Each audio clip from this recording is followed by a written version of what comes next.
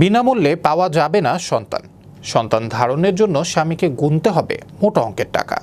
তাই এক গৃহবধূ সন্তান জন্ম দেওয়ার জন্য শর্ত অনুযায়ী স্বামীর কাছ থেকে নিয়েছেন ৩৩ কোটি টাকা এবং কিনলেন বাড়ি গাড়ি ও গয়না। বিস্তারিত থাকছে ডেস্ক রিপোর্টে।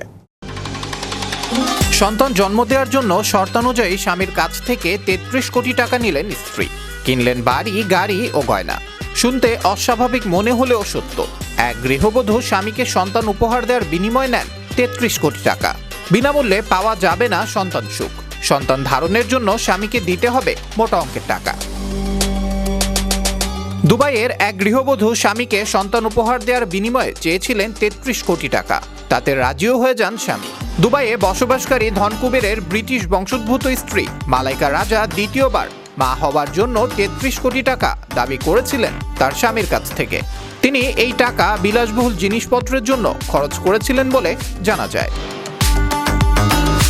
নিজের ইনস্টাগ্রাম অ্যাকাউন্ট থেকে তিনি সেই সমস্ত নামি দামি ব্র্যান্ড ও অলংকারের ভিডিও নিয়মিত পোস্ট করে থাকেন মালাইকা জানান, তিনি তার দ্বিতীয় সন্তানের জন্মের আগে একটি শর্ত রেখেছিলেন স্বামীর কাছে।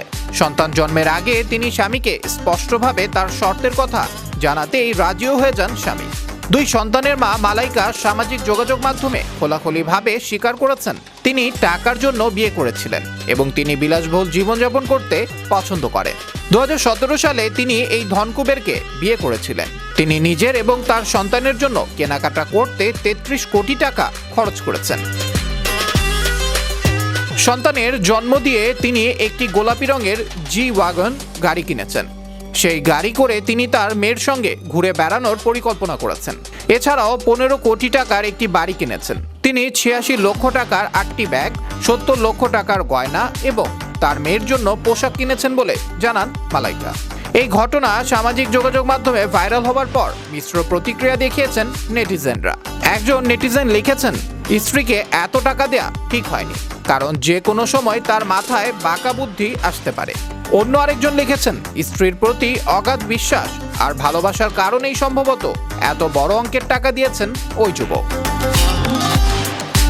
আবরার আহমেদ ওয়াহি, বিশ্ব বাংলা 24 বিনোদন ডেস্ক।